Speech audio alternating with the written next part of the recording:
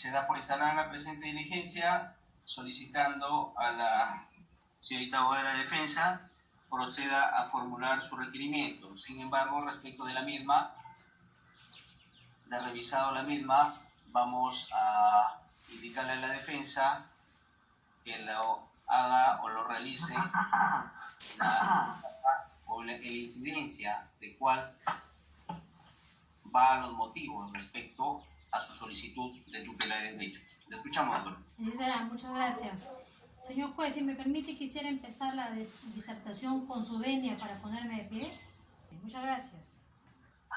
Señor juez, hemos solicitado por escrito a su despacho el pedido de tutela de derechos, tomando como base legal el artículo 71, numeral 4 del nuevo Código Procesal Penal, que indica: cuando el imputado considere que durante las diligencias preliminares o la investigación preparatoria no se ha dado cumplimiento a estas disposiciones, o que sus derechos no son respetados, o que es objeto de medidas limitativas de derechos indebidas o de requerimientos ilegales, puede acudir en vía tutela al juez de investigación preparatoria para que subsane la omisión o dicte las medidas de corrección o de protección que correspondan. Asimismo, el acuerdo plenario número 4/2010/CJ-116 del sexto pleno jurisdiccional de las salas penales permanente y transitoria de la Corte Suprema de Justicia de la República, en su fundamento 17, precisa lo siguiente: asimismo, a través de la audiencia de tutela se podrá solicitar la exclusión material probatoria obtenida ilícitamente en los casos en que ésta sea a base de sucesivas medidas o diligencias, siempre que no exista una vía propia para alcanzar este propósito y que tenga que ver con la afectación o vulneración de alguno de los derechos fundamentales del imputado reconocido en el artículo 71 del nuevo Código Procesal Penal. Contra los efectivos policiales, señor juez, y la fiscal provincial de la Segunda Fiscalía Penal de José Leonardo Ortiz, que traerá como consecuencia, como medida correctiva, la exclusión de estas pruebas ilícitas, como son el acta de intervención policial y el acta de detención, en base a los fundamentos fácticos y de derecho que paso a exponer. Señor juez, con fecha 26 de septiembre del año 2020, aproximadamente a horas 8:30 de la noche, mi patrocinado fue intervenido por personal policial de PINCRI PNP Chiclayo en el inmueble ubicado en la Manzana Z, lote 25 del pueblo joven César Vallejo Chiclayo. El motivo del ingreso en el interior del bien inmueble, según consta en el acta de fecha 26 de septiembre de 2020, fue por el incumplimiento del Decreto Supremo 040-2020 PCM, que declara en estado de emergencia nacional, ya que al estar, dice, la puerta semiabierta, se percataron que en el interior de la vivienda se encontraba mi patrocinado junto a 3 personas llevando licor, es decir, aparentemente en fragancia delictiva, por la comisión del delito de violación de normas sanitarias prevista en el artículo 292 del Código Penal. Pero la concurrencia de fragancia no es posible en el delito de violación de normas sanitarias. Por ello solicitamos la exclusión del acta de intervención. Veamos. La fórmula legislativa del delito de violación de medidas sanitarias previsto en el artículo 292 tiene la siguiente lectura. Violación de medidas sanitarias: el que viole las medidas impuestas por la ley o por la autoridad para, repito, el que viola las medidas impuestas por la ley o por la autoridad para la introducción al país o la propagación de una enfermedad o epidemia o de epizotia o plaga. Señor juez. Una consulta nada más. Respecto del tipo penal que está indicando usted, ¿corresponde como investigación como tal a la presente investigación que está haciendo la señorita fiscal? Por supuesto. Señor juez, yo he hecho este énfasis en la proposición para, que implica y que nos indica la finalidad de una acción cuando el tipo legal exige que dentro de la ley escrita, o sea, una finalidad específica en el tipo objetivo está condicionado a una intención trascendente. De tal manera que si no se revela la tendencia del sujeto agente, el delito queda incompleto. Señor juez, permítame ampararme en la doctrina. Los profesores alemanes Hans Henry Giesecke y Thomas Weihin escribieron en su libro Tratado de Derecho Penal, parte general, volumen 1 del Instituto del año 2014, en su página 467 decía: junto al dolo concurren a menudo especiales elementos subjetivos del tipo que son asimismo partes integrantes del injusto de la acción, en la medida en que vienen a caracterizar más detalladamente la voluntad de la acción del autor y que se presentan como modificaciones de la voluntad típica de la acción que, al igual que el dolo, muestran la estructura de la finalidad. Nos señalan estos profesores que, en atención a la exigencia de los elementos subjetivos especiales para poder distinguir hasta 4 grupos, pero por ello nos vamos a enfocar en los delitos de intención o de tendencia interna trascendente. Permítame muy brevemente, señor juez, respecto a los delitos de intención, asimismo, el reconocidísimo jurista español Diego Manuel Lunzón Peña, en su libro Derecho Penal, parte general y editorial IBDF, en el año 2016, en la página 382 y siguientes, escribe con claridad que en primer lugar están los delitos de intención, también denominados de tendencia interna trascendente. En ellos se requiere obrar con el ánimo, finalidad o intención adicional de lograr un ulterior resultado o una ulterior actividad distintas de la realización del tipo. No se trata, decía, por tanto, de la finalidad o dolo directo a realizar el propio tipo objetivo, sino de una finalidad o ánimo que es diferente y que va más allá de trascender la realización del tipo. Entonces, el delito de violación de medidas sanitarias es un delito de intención, pues como acabo de dar lectura del artículo 292, se trata de un delito de intención en la que el comportamiento de violación de medidas debe necesariamente asociarse a una finalidad de introducción o propagación de una enfermedad o epidemia o de plaga. Tal finalidad, señor juez, debe mínimamente poder ser verificable, pues el mero incumplimiento de estas medidas sanitarias no contempla el delito, solo se da a través de una verificación. Y efectivamente, para que se contemple el tipo penal de violación de medidas sanitarias, se requiere la intención o introducción o propagación de esta enfermedad.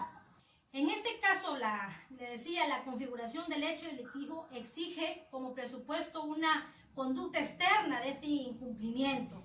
Por ello, señor juez, se debe verificar mínimamente si el sujeto, el desobediente, es portador o tiene dominio de esa enfermedad, puesto que si no podría afirmarse una finalidad de contagio, pues esa intención trascendente, exigible al sujeto, encierra como un presupuesto lógico, objetivo, ese conocimiento de esa posibilidad de propagación.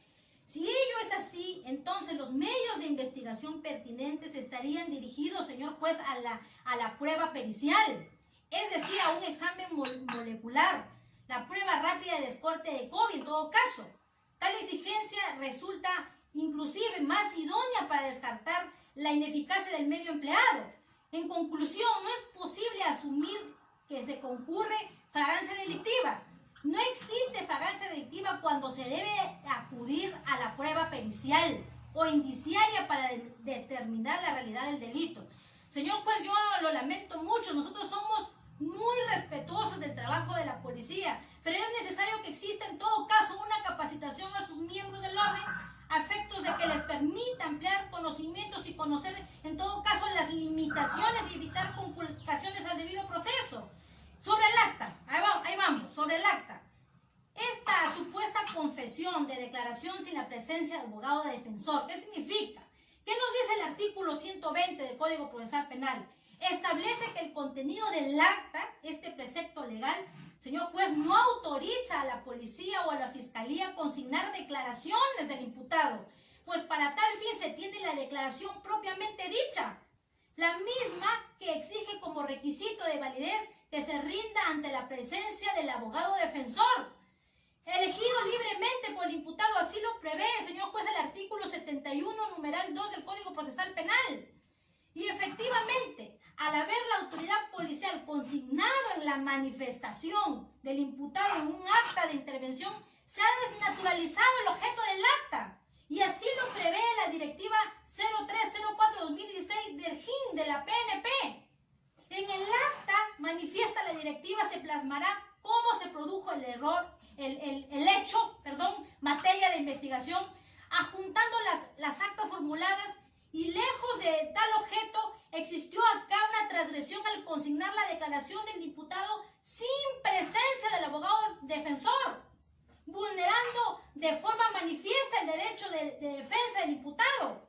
Al haberse practicado un acto procesal con directa vulneración de derecho fundamental, corresponde a su exclusión por tratarse de una prueba ilícita, que carece de utilidad por efecto del artículo 159 del Código Procesal, que nos dice: utilización de la prueba, el juez no podrá utilizar directa o indirectamente las fuentes o medios de prueba obtenidos con vulneración del contenido esencial de los derechos humanos de la persona. Señor juez, la posibilidad de excluir este material probatorio obtenido ilegalmente deriva del reconocimiento del principio de legitimidad de la prueba, axioma que instruye que todo medio de prueba será valorado solo si se ha obtenido e incorporado al proceso por un procedimiento constitucionalmente legítimo y que carecen de efecto legal las pruebas obtenidas directa o indirectamente con contenido esencial de los derechos fundamentales de la persona. Y así también nos dice el artículo 8 del título preliminar sobre la utilización de la prueba, que están regulados en el artículo 159 del Código Procesal Penal que acabo de dar lectura. Entonces, resulta viable, señor juez, que en la audiencia, esta audiencia de tutela, se cuestionen esos elementos probatorios obtenidos mediante procedimientos ilegales o viciosos, y que una vez comprobada su ilicitud, el juez determine su exclusión como medida correctiva o de protección.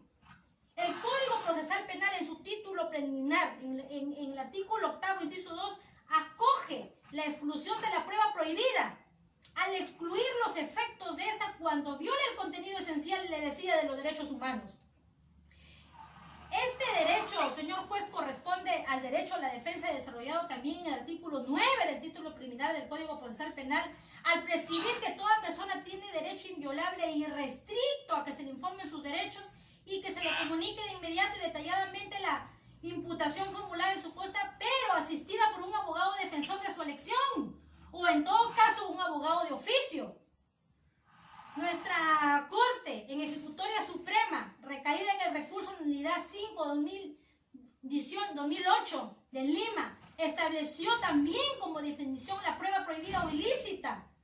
Decía que la prueba prohibida o ilícita es aquella cuya prueba se ha obtenido o actuado lesionando derechos fundamentales o se violan normas constitucionales.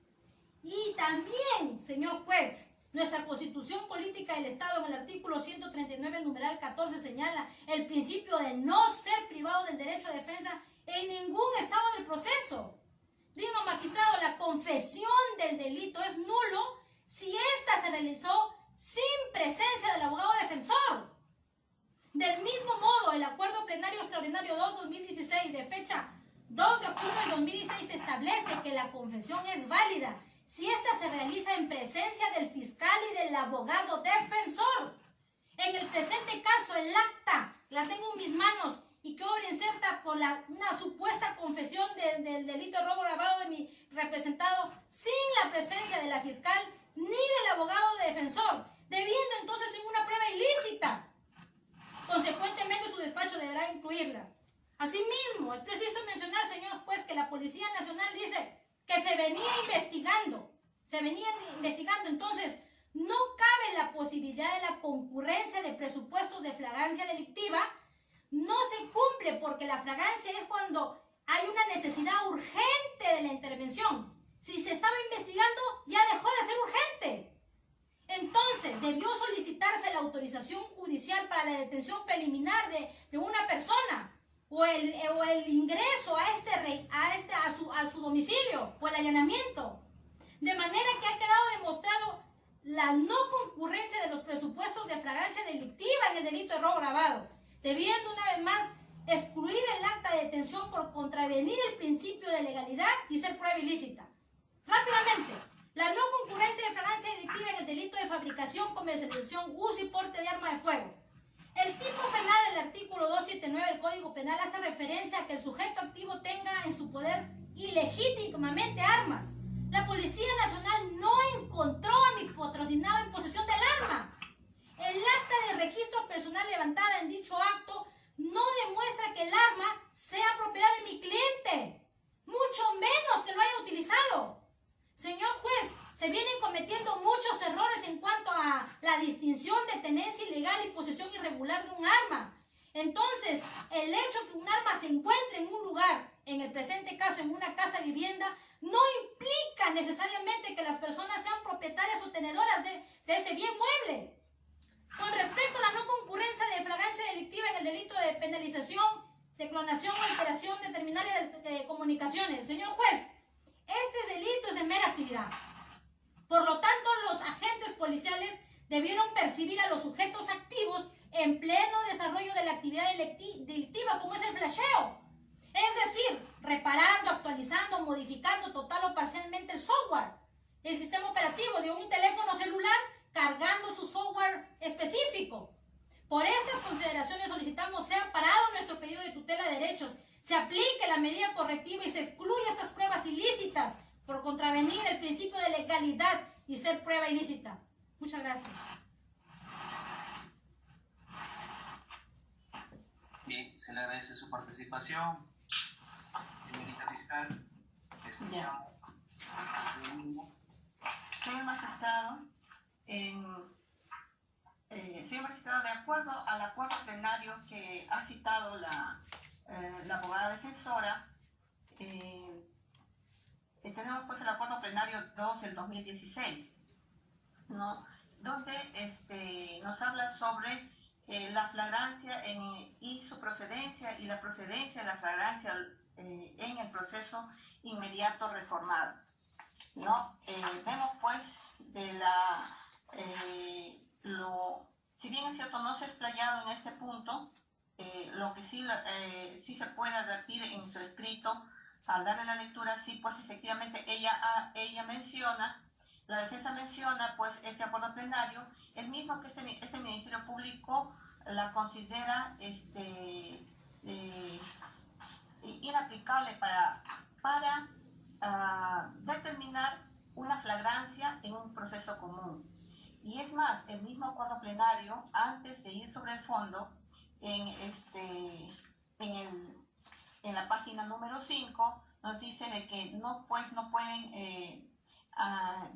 puede evaluarse en los presupuestos de flagrancia que aquí en este plenario se traten para evaluar o fundamentar otro tipo de procesos penales que no sean de flagrancia, que no sean de proceso inmediato reformado, ¿no? Nos dice aquí, es claro por lo demás que si el concepto de flagrancia delito se utiliza, por ejemplo, para efectos procesales a fin de decidir un procedimiento a seguir, ese sería el caso, no hay nada que objetar a una interpretación más o menos amplia del mismo, como lo que se pretende es fundamentar en él una excepción al contenido fundamental, es decir, al proceso inmediato reformado, ¿no? Y de ahí viene entiendo yo, el error al momento de advertido. Bueno, este Ministerio Público la considera un error en la sustentación de la flagrancia delictiva, ¿no? Porque una cosa es la flagrancia delictiva prevista en este acuerdo plenario para procesos inmediatos reformados que deben de ser, pues, donde ya no se va a ver una etapa de investigación, sino de frente vamos a una acusación, ¿no? Y entonces se saltan las etapas, entonces, pues, ese tipo de flagrancia es una flagrancia directa. No contiene pues la cuasi flagrancia, que es la que está acogida en el artículo en el artículo 71 del Código Procesal Penal, acá lo tengo, el artículo 259 del Código Procesal Penal, donde nos habla pues en el presupuesto 3, ya incluye la cuasi flagrancia cuando la gente ha huido y ha sido identificado durante e inmediatamente después de la perpetración del hecho punible,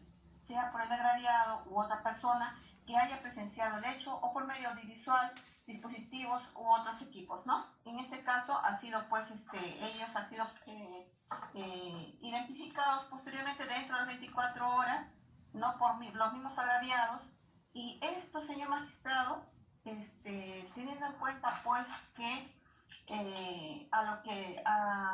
al inicio al momento de su disertación de la abogada defensora, pues ha incurrido también en un segundo error, al momento de citar un delito por el cual no se ha formalizado la investigación preparatoria, no es materia de investigación, ¿no?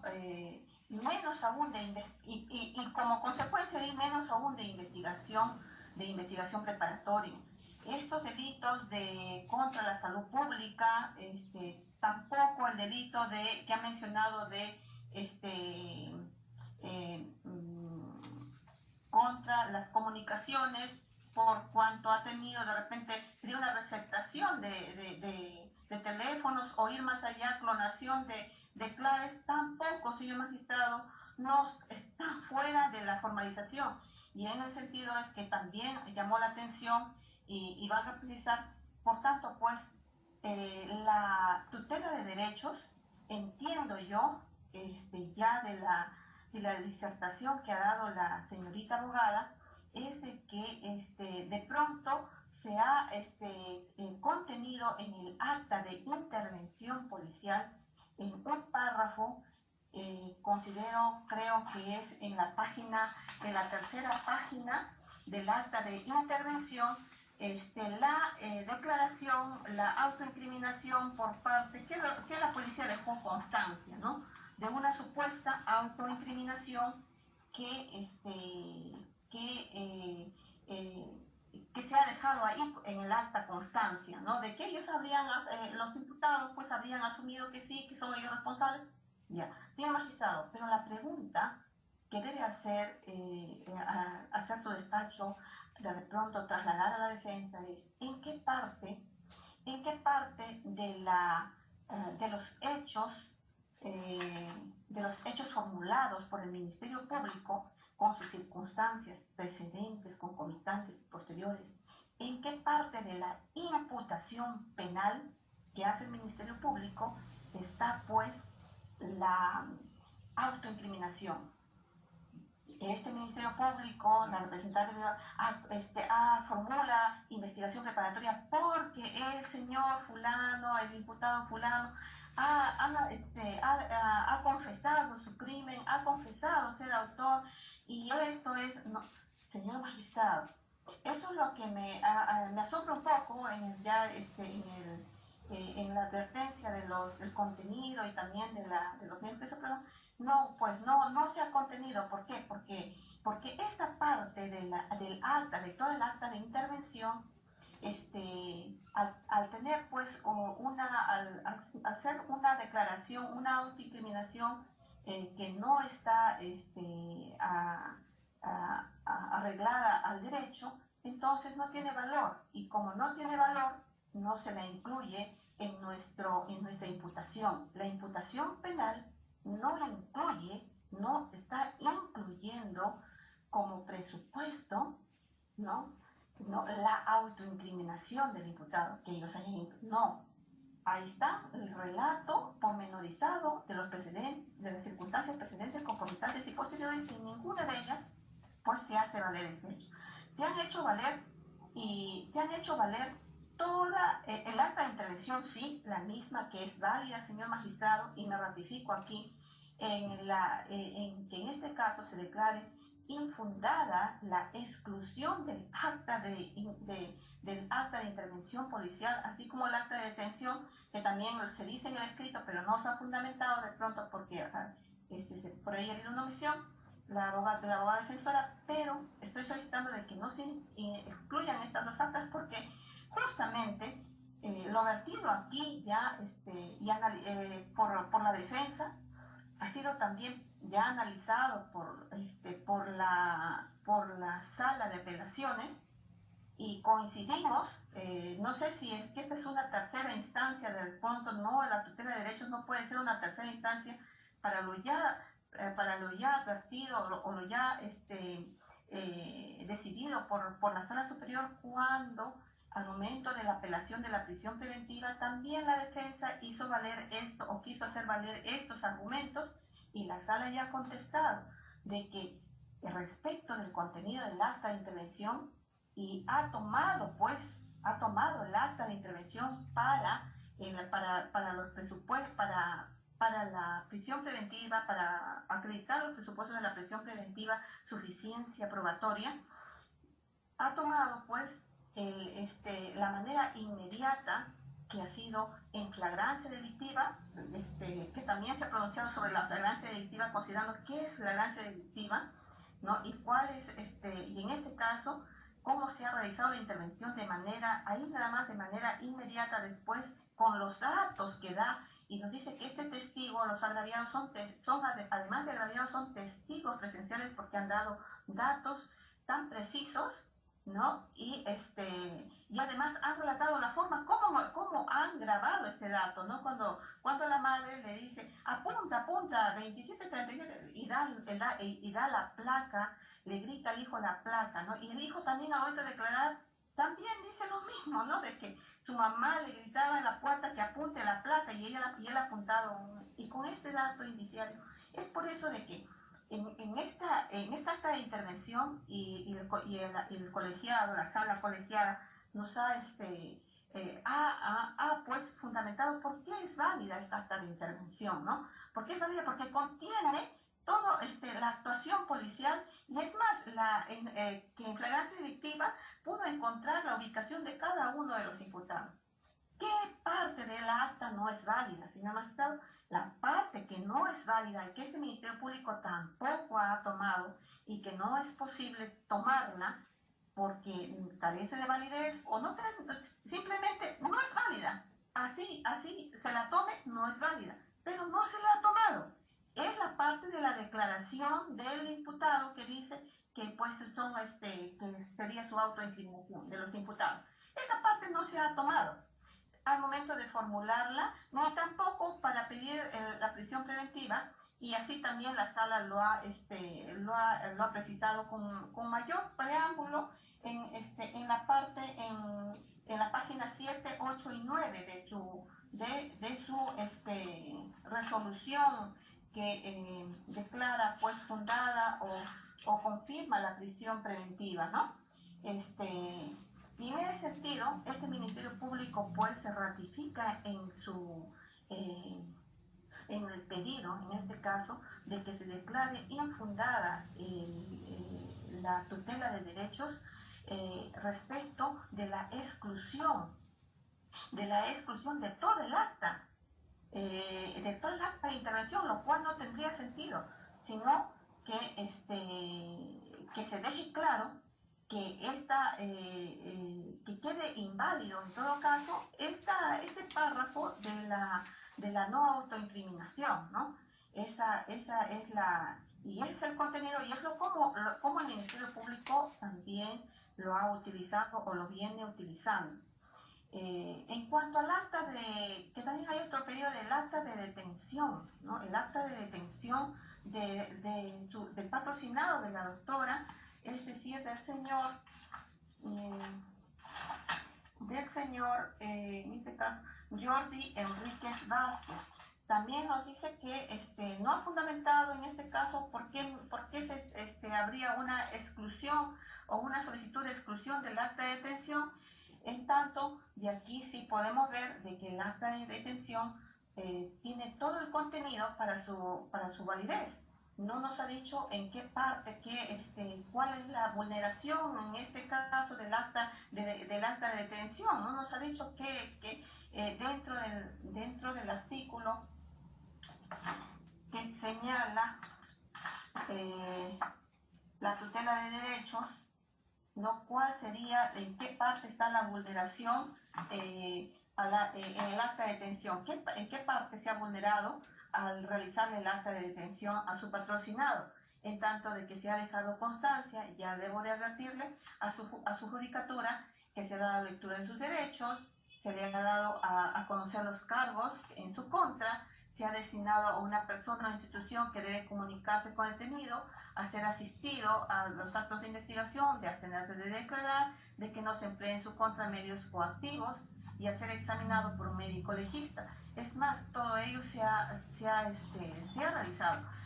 Inclusive ha pasado reconocimiento médico legal con número, a ver, eres el diputado, aquí lo tengo, Enrique Vázquez Jordi, no presenta huella de lesiones traumáticas externas, no requiere atención facultativa o incapacidad médico-legal, es el certificado médico-legal 15785-LD-D, correspondiente al imputado de fecha 27 de septiembre del 2020 a las 2:46, es decir, al momento mismo de la intervención, concluida la intervención.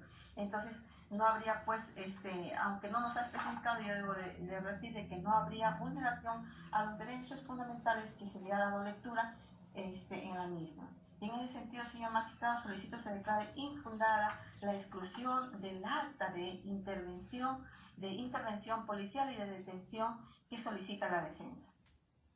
Estando para las preguntas que consideren. A su derecho a réplica, doctora Mandayay. Sí, señor juez.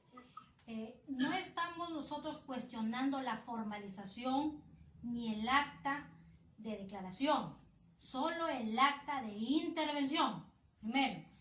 Y el acta de intervención dio lugar, además, a actos procesales, como la detención, la incautación, etc. De ahí nace, primero. Segundo, precisamente este tipo de procedimientos, de diligencias, son para cuestionar las irregularidades. La señora fiscal no ha podido debatir ni fundamentar jurídicamente el por qué debería desestimarse. Simplemente ahorita estamos en otro tipo de proceso.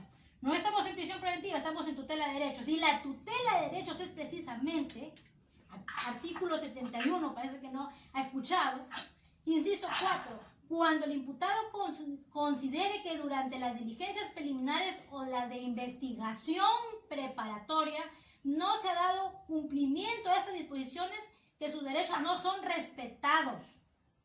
Señor juez, yo pregunto, un acta de intervención donde, según resolución directoral que la tengo aquí en mis manos, manifiesta de que debe haber una formalidad y que la propia acta está en la página 3, exclusivamente manifiesta, Jordi Enrique Vázquez lo dice en el acta, en forma libre y espontánea aceptaron haber participado y una serie de hechos más. Eso no lo estoy inventando, está aquí en el acta. Y esto no se puede aceptar en ninguna manera porque es ilícita. Y segundo, la fiscal lo debe de saber, lo debe de conocer como defensora de la legalidad, que una declaración sin presencia del abogado defensor, de eso no ha dicho nada. Solamente ha dicho de que ella no lo ha mencionado, pero se olvida de decir lo más importante, que en esta acta no participa el abogado defensor, ni abogado de oficio, ni mucho menos el representante del Ministerio Público. Entonces, la ilegalidad está dicha, lo acabo de decir, en una serie de disposiciones legales. El artículo 8 del título preliminar sobre la legalidad de la prueba. El artículo 150, la inobservancia del contenido de los derechos y garantías constitucionales. El artículo 159, que nos dice que no se podrá utilizar medios de prueba con vulneración a los derechos fundamentales. El artículo 139, nuevamente, y nos manifiesta que la ley madre, que es nuestra constitución política del Estado, lo dice claramente que no puede ser, le voy a dar lectura de manera integral. El principio de no ser privado del derecho de defensa en ningún estado del proceso, señor juez. No ha tenido defensa. ¿Quiere que convalidemos que nos vayamos a juicio con una prueba ilegal ilícita? ¿Puede convalidar su despacho una actuación, un medio probatorio como este? En que no figura, no existe, no está la legalidad. Está abiertamente comprobado. Señora fiscal, yo le invito a leer el acta. Los posteriores diligencias que ha hecho su despacho. Entonces, pues, que no ha podido la señora fiscal debatir, ni mucho menos amparar su proceso. Por eso, señor juez, yo solicito de que su despacho excluya estas actas que son abiertamente contrarias a la ley. No, señorita fiscal, para que a su derecho a réplica, si es que lo cree conveniente. Sí, doctor, creo que no nos estamos entendiendo. Se ha dado respuesta a la doctora. En todo caso, que precise en qué parte del numeral 4 del artículo 71, que ha mencionado, porque son varios y todos tienen el dispositivo de O. ¿En qué parte está fundando su tutela de derecho? Porque todas tienen O. En todo caso, ella lo ha hecho en forma genérica, ¿no? Para debatir o para contestar. Señor juez, permítame en todo caso darle una lectura integral y la fiscal no le queda claro. Permítame ser precisa. A ver, le voy a dar la lectura, señora fiscal.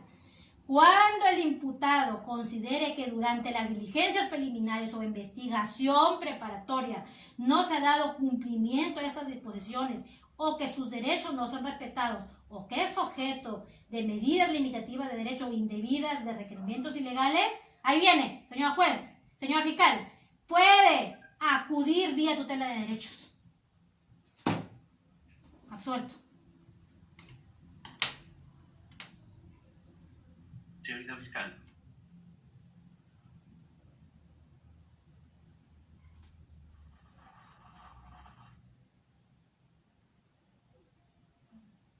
Doctor Nicolás, creo que hubo una interrupción en la conexión con la señorita fiscal. Por favor, verifique. Ya, doctorcito, ahorita verá, no se preocupe.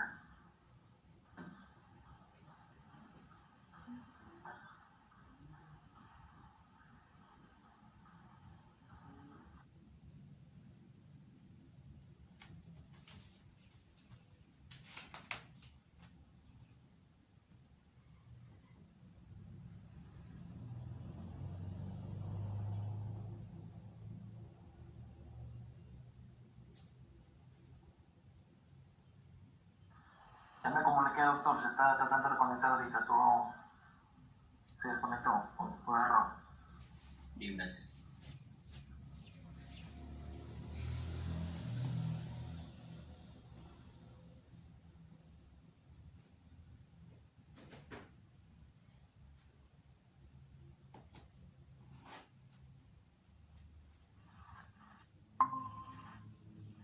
Sí.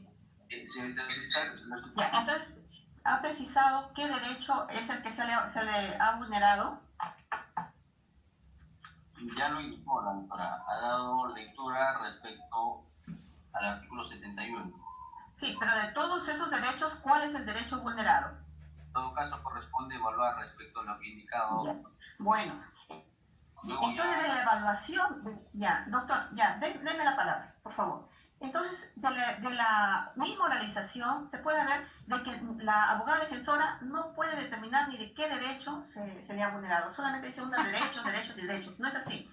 Pero de lo que yo puedo percibir de la lectura de todo y de la unidad de todo su escrito, es pues, sí, es el derecho a la no autoincriminación. El derecho a la no autoincriminación y el derecho de defensa. Así de fácil, doctora. Hubiéramos empezado por ahí. ¿Sabe qué? Acá hay un artículo, el artículo 71.4, el derecho a la no y el derecho a la defensa. Entonces, ¿se entiende? Ya, por favor.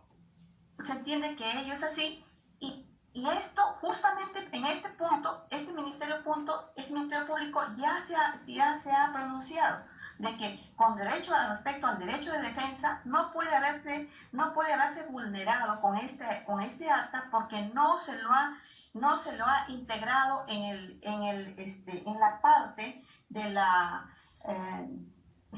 la parte de donde el Ministerio Público al momento de formalizar la investigación preparatoria no se le ha incluido como un hecho materia de imputación, ni en las circunstancias precedentes, ni en las concomitantes, ni en las posteriores. Y en todo caso, no hay explicación de cómo es que este acta va a vulnerar a una situación, una circunstancia que no se ha acogido por este Ministerio Público. Lo que sí, esta parte de ahora bien, lo que la defensa está solicitando es la anulación de todo el acta de intervención. Entiendo pues porque a la defensa es así, a la conveniencia de su defensa, anular todas las actas y además todos los actos procesales que ha solicitado, dentro de ellas el acta de detención, ¿no? Que como consecuencia de él. Entonces, eso tampoco es amparable, señor magistrado. Tenemos para ello, pues, que este Ministerio Público está solicitando que no se ampare la exclusión del acta de intervención policial en la medida de que la autoincriminación el dicho de los imputados vertidos en esa acta no se ha tomado en cuenta por el Ministerio Público como una imputación, ¿no? Tampoco este Ministerio Público la puede utilizar porque no tiene validez, no es utilizable, esa parte no es utilizable. Solamente procede una tutela de derecho cuando se utilice. Si se hubiera utilizado esta parte de la autoincriminación, entonces sí, pues, y se hubiera valorado por este Ministerio Público, entonces sí podría reducirse la tutela de derecho y sería fundada. ¿Por qué? Porque se está valorando o se habría recaído una prisión preventiva o actos procesales en base a esta acta, ¿no? Esa es la finalidad de las actas y su subsanación. La subsanación consiste en que no se puede utilizar esta parte autoincriminatoria. ¿Por qué? Porque va contra el derecho de defensa, ¿no? Que le ha atribuido que se le atribuye a todo imputado, ¿no? Es así, o sea, no es porque y corresponde pues a todo el marco teórico del título preliminar del Código Procesal Penal, ¿no? Que ya la defensa ha citado el derecho de defensa, el derecho a la no autoincriminación, que está también prescrito en el Código Procesal Penal en el articulado correspondiente, y que ya sería por demás citarlo, ¿no? Pero definitivamente no puede ampararse una tutela de derecho en un acta, en la parte del acta, en esa autoincriminación que no ha sido utilizada, ¿no? Ni para pedir prisión preventiva, ni para formular la formalización de la investigación preparatoria, ¿no? En ese sentido, señor magistrado, solicito, pues, nos ratificamos. ¿Alguna otra aseveración distinta a la planteada? Ninguna, señor magistrado. Sí. Señor magistrado, el derecho a dúplica, muy brevemente, 20 segundos. Brevemente. Ya, por favor. Señor juez, la fiscal nos acaba de dar la razón. Señor juez, si nosotros no vamos a respetar la formalidad, lo que está plasmado en la norma, entonces cada uno que hagamos lo que quieramos. Y yo le invito a leer a la señora fiscal la resolución directoral 776-2016 del GEN EMG-PNP, donde manifiesta cómo debe ser el contenido de un acta de intervención. Y ahí, señor magistrado, indica que es de hechos y no de dichos. Repito, de hechos y no de dichos. Yo no tengo nada contra la investidura de la señora fiscal, pero sinceramente su opinión es muy vacua, muy vacía. No ha podido contradecir con argumentos el por qué no debería o por qué debería desestimarse. Muchas gracias. Bien. Siendo las 4:10 de la tarde, este despacho se va a reservar la emisión de la resolución y se notificará a las casillas electrónicas respectivas de las partes procesales intervinientes. 4:10 de la tarde se concluye la presente diligencia por cerrar la grabación del sistema de. Buenas tardes. Muchas gracias.